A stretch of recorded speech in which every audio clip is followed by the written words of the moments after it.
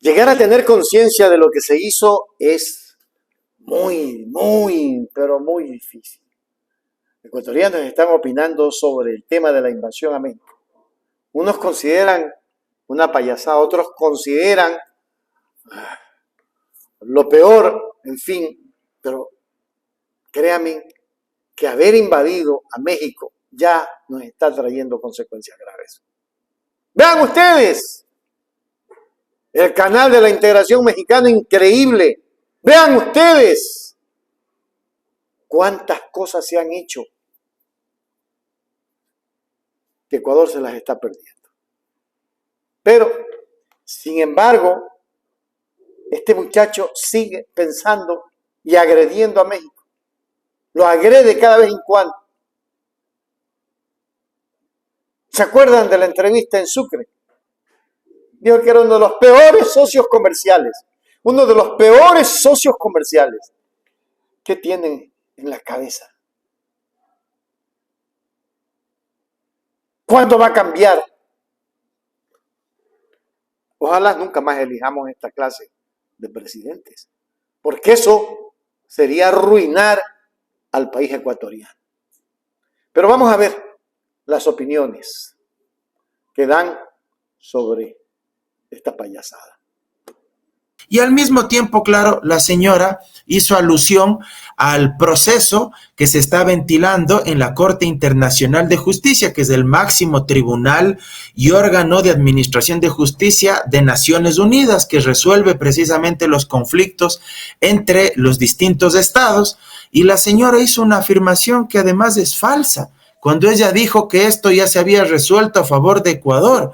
Y lo único que sucedió en su momento, y no porque querramos ni porque yo quiera que se sancione a mi país, eso lo aclaro, sino porque lamentablemente quienes nos han conducido hacia ese proceso en el extranjero, hacia esta corte, son ellos, pues los del gobierno, por irrumpir en una embajada de forma violenta, algo que no se hace, que ni en un estado de guerra se ha cometido, ni en la dictadura de Pinochet.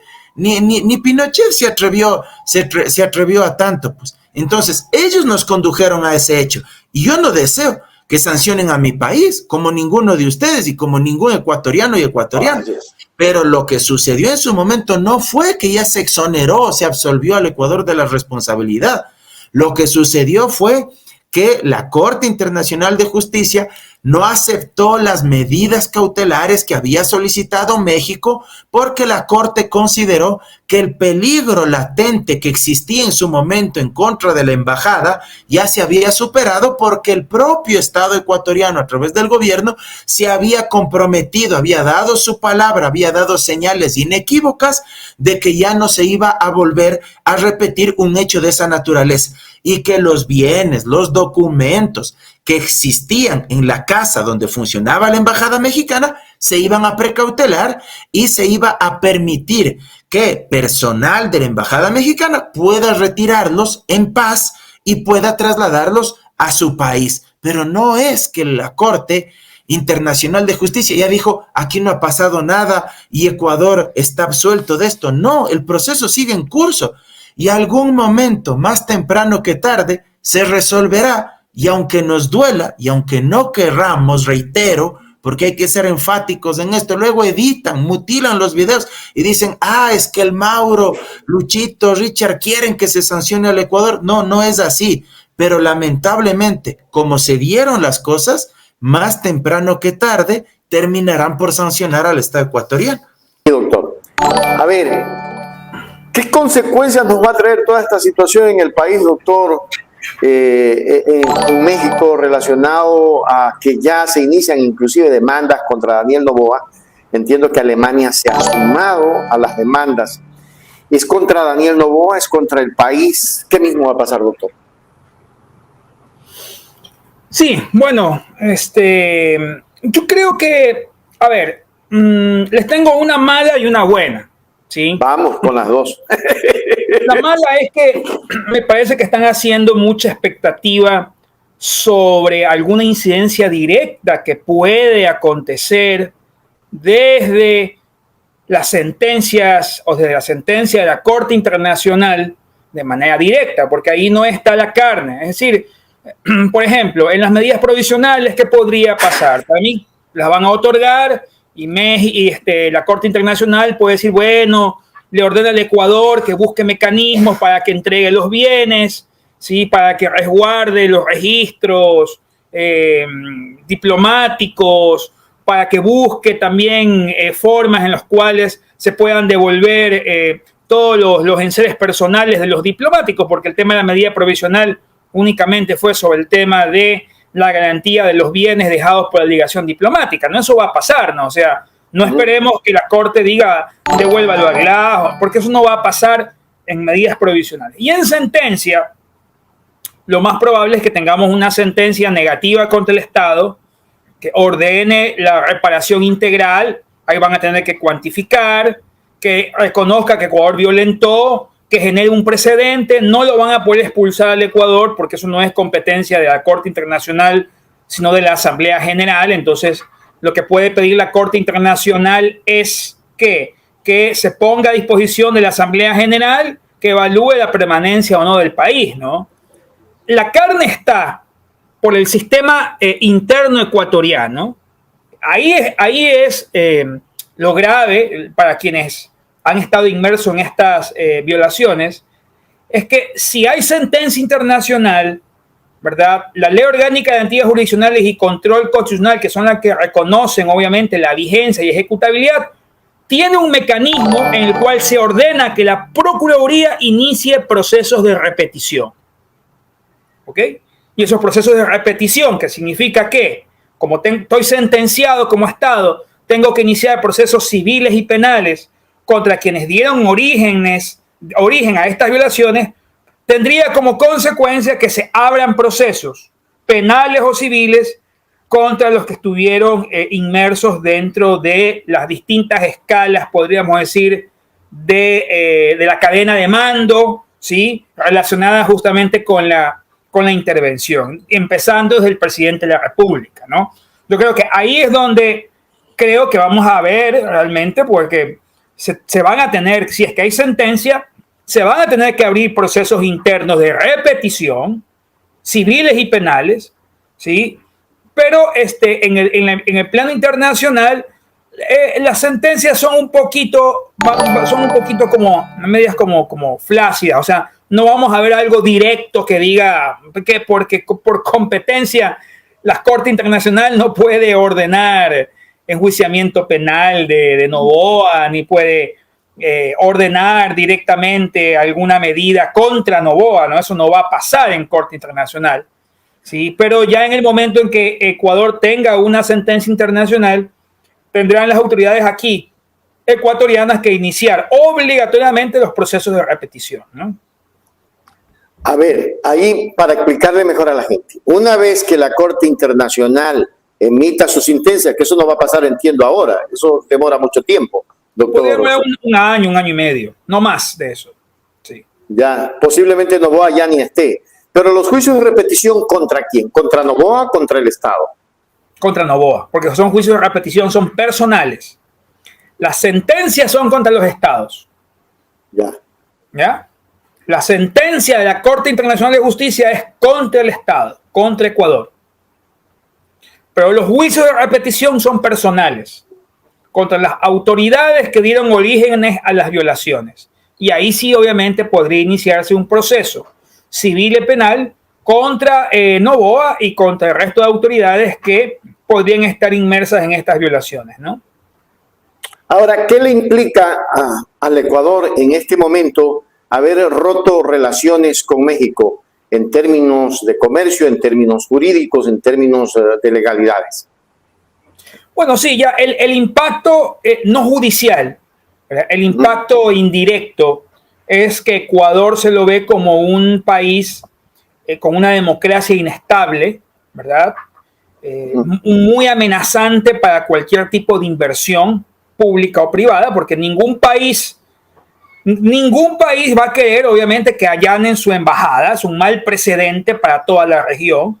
Y obviamente hay el temor, si Ecuador pudo haber tomado esta decisión, es un país que está dispuesto a quebrantar y a violentar normas incluso de derecho internacional, ¿no? Entonces, pueden venirse en cascada, obviamente, otros países que se adhieran, ¿sí? Incluso, como usted lo dijo, en el marco del proceso ante la Corte Internacional de Justicia, los terceros o países terceros pueden involucrarse como terceros con interés en la causa. Pueden ser 10, 12, 14 países, que probablemente veamos países a favor de Ecuador y para mí ningún país, países a favor de México y ningún país a favor de Ecuador. Sí, pero el efecto es que obviamente hay una reticencia en cuanto a las relaciones diplomáticas, en cuanto al intercambio incluso comercial, podría ser afectado incluso hasta a nivel de crédito internacional, porque los países que de alguna manera tienen alguna condena a nivel internacional, no nos olvidemos que el Fondo Monetario Internacional es parte de Naciones Unidas, es un organismo de Naciones Unidas, podría haber incluso hasta restricciones de créditos una vez que el Ecuador sea condenado, porque es un país que está condenado por violaciones al derecho internacional público, ¿no? Ahí, en esa situación, prácticamente se restringen muchas cosas para el país. Pero ¿quién paga los platos rotos de estos? Los ecuatorianos.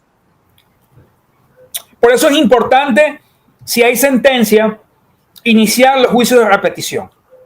Ya. Lo que significa es el perjuicio del Estado, cobrárselo a quienes dieron origen a esas violaciones. Y si hay responsabilidades penales, abrir obviamente los expedientes o los procesos penales para poder también determinar si también hubo violaciones al Código Orgánico Integral Penal, porque el Código Orgánico Integral Penal ecuatoriano tiene expresas figuras penales relacionadas a las violaciones al derecho internacional humanitario. Entonces, por eso es que yo sí creo que una vez que Ecuador sea sentenciado, viene la parte en el cual se deberían abrir los juicios de repetición, tanto en el aspecto civil como en el aspecto penal. Creo que es importante que usted los analice. El Ecuador infringió, fue sancionado por la Organización de Estados Americanos, fue sancionado por la CELAC y todo el mundo sancionó. Pero como decía Manuel Andrés López Obrador en algún momento, vamos a ver qué es lo que la Corte Internacional de Justicia, para qué está y para qué está la ONU en la demanda que hemos puesto, porque ellos están pidiendo, entre otras cosas, y usted sabe lo que están pidiendo la expulsión de Ecuador de la ONU. Yo no sé si eso se vaya a cumplir o no. Están pidiendo las disculpas públicas y están pidiendo que le den el salvoconducto a Jorge Glass. ¿Eso es factible en términos de derecho y esta Corte Internacional de Justicia puede hacerlo? Si es que lo piden. Es lo que le estaba diciendo hace un momento. México no lo ha pedido, ¿sí? Nadie lo ha pedido. Lo dice solamente, pero no lo pide por escrito. Lo dice, por eso le digo, la posición de México es decirlo externamente. La posición de México es decir, pedimos el salvoconducto de Glass, pero lo dice en una rueda de prensa. Ahora, dentro del proceso no lo ha pedido México. ¿Usted leyó el proceso, doctor? Pero obviamente, para yo llegar a esta conclusión es porque obviamente le estoy diciendo, leí el proceso y México no ha pedido ningún salvoconducto, ni para sentencia de fondo, ni para medidas provisionales. ¿Podría pedirlo otro país? Podría pedirlo, podría incluso hasta pedirlo a algún organismo internacional público como lo permite el estatuto, que sí permite la intervención de terceros. Pero si nadie lo pide, ¿sí?, técnicamente la Corte no lo puede resolver. Ahora, la Corte Interamericana de Derechos Humanos, ¿puede pedir aquello ante la Corte Internacional de Justicia? No, porque son mecanismos totalmente distintos. Pero sí podría, ¿sí?, la Comisión Interamericana sobre el incumplimiento de la medida cautelar pedir la comisión medidas provisionales a la Corte Interamericana sobre el incumplimiento de la medida cautelar. Eso sí podría pasar, pero tampoco he visto que lo han hecho, ¿no?